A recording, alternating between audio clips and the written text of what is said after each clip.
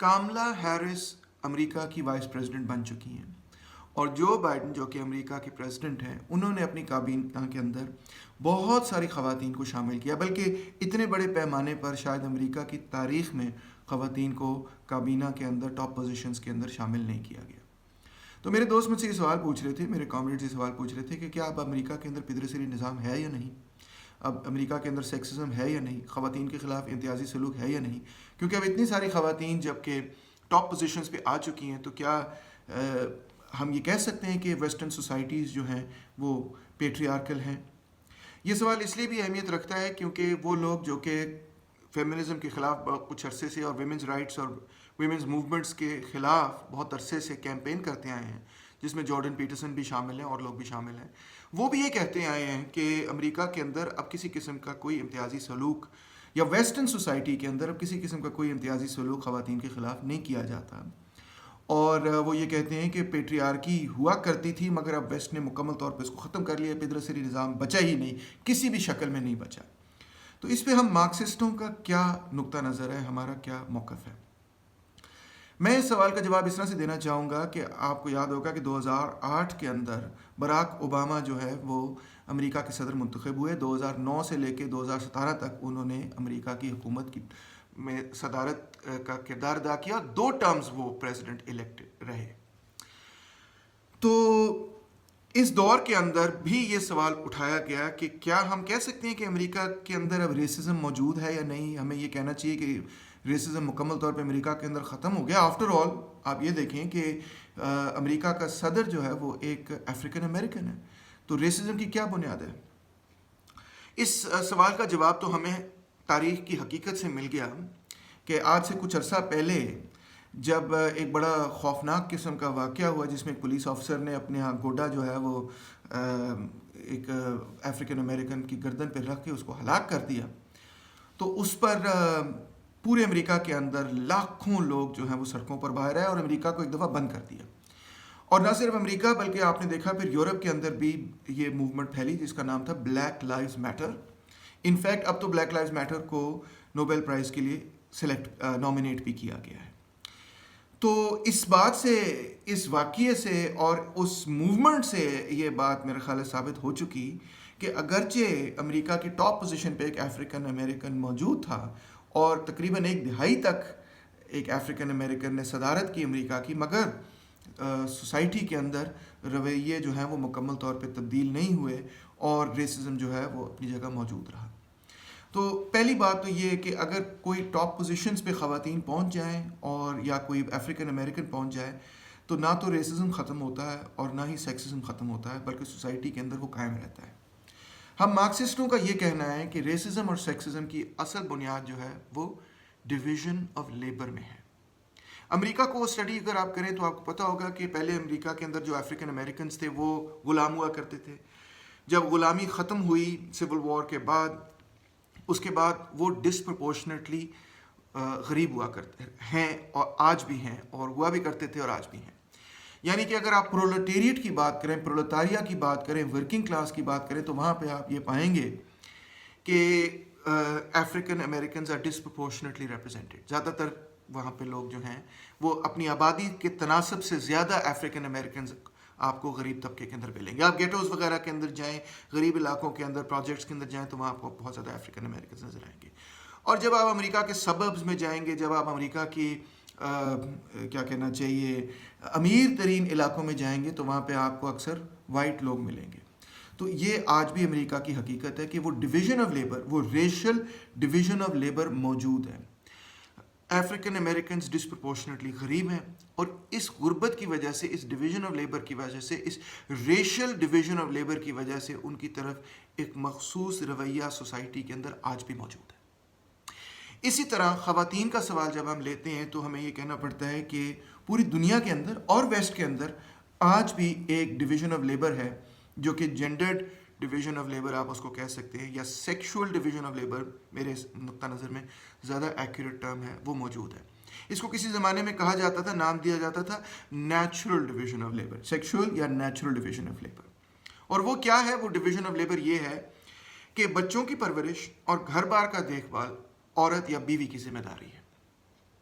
یہ جو division of labour ہے اسی کے نتیجے میں مرد جو ہے وہ تمام دوسرے شعبوں میں اس کا ایک کردار بنا، سائنس کی دنیا کے اندر، سیاست کی دنیا کے اندر، پالیٹکس کی پبلک لائف کے اندر، پالیٹکس کے اندر، ہر چیز کے اندر، معیشت کے اندر اس کا کنٹرول رہا اور بڑا بھاری کنٹرول رہا. جبکہ گھر کا جو ایک گھر کی جو چار دیواری تھی، چادر نہ بھی ہو، اس کی جو چار دیواری تھی، اس تک خاتون کو محدود کیا گیا، یا خاتون خود سے محدود رہی.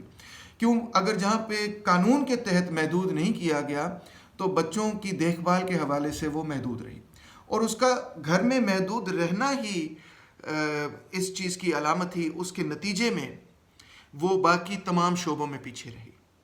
سائنس میں پیچھے رہی، وہ سیاست میں، وہ معیشت کی دنیا باغ دوڑ میں اور بازار میں، یا تجارت میں، ٹریڈ میں وغیرہ، ان چیزوں میں خواتین کا وہ کردار تاریخ میں نظر نہیں آیا، کیونکہ وہ گھر میں محدود رہی. تو یہ تھی وہ سیکشول ڈویژن آف لیبر جس نے پدرسری نظام، جو کہ پدرسری نظام ہے، اور جس نے پدرسری رویوں کو پیدا کیا، جس نے سیکسسٹ رویوں کو پیدا کیا، جس نے مسوجنسٹ رویوں کو پیدا کیا کہ عورت کا بنیادی کردار یہ ہے. ہم جو مارکسی لوگ ہیں، فکر کے لوگ ہیں، ہمارا یہ کہنا ہے، ہماری یہ سوچ ہے کہ جب تک سیکشول ڈویژن آف لیبر ختم نہیں ہوگی،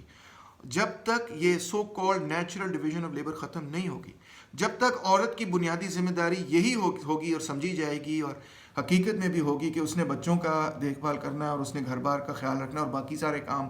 مرد بے شک کرے مگر یہ عورت کا کام ہے. جب تک یہ ڈویژن آف لیبر رہے گی، اس وقت تک ہم سمجھتے ہیں کہ سوسائٹی کے اندر سیکسزم بھی قائم رہے گا. یہ ڈویژن آف لیبر کس طرح ٹوٹ سکتی ہے، ختم ہو سکتی ہے؟ اس طرح سے ختم ہو سکتی ہے کہ وہ جو اتنی بھاری ذمہ داری عورت پر دی گئی ہے، نمبر ایک تو یہ کہ جو خاوند ہے، جو مرد ہے، وہ بھی اس ذمہ داری، جو فادر ہے وہ بھی اس ذمہ داری میں حصہ ڈالے. یعنی کہ اگر آدھا کام بیوی کرے تو آدھا کام مرد بھی کرے، تو پھر گھر کے اندر ایک برابری پیدا ہوتی ہے اور گھر سے باہر بھی برابری پیدا ہوتی ہے. اور دوسرا یہ کہ سماج اور ریاست خود کچھ ذمہ داری لے کہ جو ماں ہے، جو عورت ہے، اس پہ جو بوجھ ڈالا گیا ہے کہ اس نے اگلی جنریشن کو ریز کرنا ہے، وہ بوجھ جو ہے انڈیویجول فیملی سے بھی، ورکنگ کلاس فیملی سے بھی، اور خاص طور پہ عورت سے پر ہلکا کیا جائے. ہلکا کرنے کا طریقہ کیا ہے؟ ایجوکیشن اگر عام ہوگی اور مفت ہوگی تو کسی انڈیویجول ورکنگ کلاس فیملی، اور خاص طور پہ کسی ماں پر یہ بوجھ نہیں ہوگا کہ اس نے اپنے بچوں کی پڑھائی کے لیے جو ہے وہ پیسے کمانے ہیں. ہیلتھ کیئر اگر عام اور مفت ہو تمام آبادی کے لیے، کئی ملکوں کے اندر ہو چکا ہے، سوشلسٹ ملکوں میں ایسے ہی تھا، تو پھر وہ بوجھ جو ایک ماں پر بچے کا بھی ہے اور اپنی دیکھ بھال کا بھی ہے، ایک ورکنگ کلاس فیملی پر، وہ ختم ہو. پھر یہ کہ ہر ورک پلیس کے اندر بچوں کی دیکھ بھال کے لیے نرسریز اور کریشز اور ڈے کیئر سینٹرز اور چائلڈ کیئر سینٹرز جو ہیں وہ قائم کیے جائیں. اگرچہ یہ ان اداروں کو زیادہ مہنگے پڑتے ہیں، مگر جب تک یہ قائم نہیں ہوں گے، عورت جو ہے وہ بڑھ چڑھ کر تمام زندگی کے شعبوں میں حصہ نہیں لے سکے گی، کیونکہ وہ اگین مجبور ہوگی کہ میں گھر اپنے بچوں کا خیال رکھوں. عورت کام پہ آئے تو کام پر ایسی فیسلٹی ہونی چاہیے جہاں پہ بچے جو ہیں وہ کھیل کود سکیں، ان کا خیال رکھا جائے. گھر بار کے کام کے اعتبار سے بھی یہ کام ہم سمجھتے ہیں کہ شیئرڈ کام، کلیکٹیو کام ہونا چاہیے. کوئی ضرورت نہیں، ہم اپارٹمنٹس میں رہتے ہیں اگر، تو کوئی ضرورت نہیں کہ ہر اپارٹمنٹ میں علیحدہ علیحدہ کچن ہو اور ہر عورت جو ہے گھر پہ جو ہے وہ ہانڈی بنا رہی. کیوں نہیں ہم ایک کمیونل کچن قائم کر سکتے جہاں پہ سب جا کے کھانا کھا سکتے ہیں؟ کتنی سادہ سی بات ہے، کتنی سمپل سی بات ہے، مگر اس سے عورت پر جو بوجھ ہے، ماں پر جو بوجھ ہے، گھرانے پر جو بوجھ ہے، وہ کتنا کم ہو جائے گا. تو اس قسم کے سلوشنز جو ہیں ان کی ضرورت ہے تاکہ عورت پر وہ بوجھ جو کہ سوسائٹی نے لاد دیا ہے کہ گھر بار کا خیال رکھنا اور بچوں کا خیال کرنا، یہ ختم ہونا چاہیے. وہ سیکشول ڈویژن آف لیبر ختم ہونی چاہیے، وہ ریشل ڈویژن آف لیبر ختم ہونی چاہیے. جب تک یہ ڈویژن آف لیبر ختم نہیں ہوگی تو ہم سمجھتے ہیں کہ سوسائٹی کے اندر بار بار وہ خیالات جنم لیں گے، وہ سیکسسٹ پدرسری نظام کے خیالات، وہ ریسسٹ خیالات جو ہیں وہ جنم لیتے رہیں گے، کیونکہ سوسائٹی کا سٹرکچر جو ہے در حقیقت اس طرح سے قائم ہے کہ کچھ مخصوص لوگوں کو کچھ مخصوص ڈیوٹیز دی گئی ہیں، کچھ مخصوص سوشل رولز دیے گئے ہیں، اور ان سوشل رول سے وہ باہر نہیں آ سک رہے یا نہیں آ سکتے. یا تو ان کو قانونی طور پہ اجازت نہیں ہے، اگر قانونی طور پہ اجازت ہے تو سماجی مجبوریات اس قسم کی ہیں کہ وہ نہیں نکل سکتے اس رول سے. تو ہمارا یہ کہنا ہے اس سوال کا جواب یہ کہ یہ اچھی بات ہے کہ خواتین جو ہے ٹاپ پوزیشنز پہ آئی ہیں، یہ اچھی بات ہے کہ افریقن امریکنز ٹاپ پوزیشنز پہ آئے ہیں، مگر اس سے یہ نتیجہ اخذ کر لینا کہ ریسزم ختم ہو گیا ہے یا پیدرسری نظام سیکسزم ختم ہو گیا ہے، بالکل غلط ہے۔ ہمارا نقطہ نظر پہلے بھی یہ تھا اور آج بھی یہ ہے کہ جو ڈویژن آف لیبر ہے اس کو ختم ہونا چاہیے۔ جو سماج کے اندر ایک کردار آپ دے دیتے ہیں کچھ لوگوں کو کہ یہ تو اس رنگ اور نسل کا شخص ہے، لہٰذا اس کا یہ سماج میں رول ہوگا، یا یہ اس جنس کا فرد ہے لہٰذا اس کا یہ رول ہوگا سوسائٹی میں، اسی سوشل رول، اسی ڈویژن آف لیبر سے تمام امتیازی خیالات، ثقافت، رویے جنم لیتے ہیں، اور اسی ڈویژن آف لیبر کو ختم کرنا در حقیقت ریسزم کا خاتمہ ہوگا اور پیدرسری نظام کا خاتمہ ہوگا۔ شکریہ۔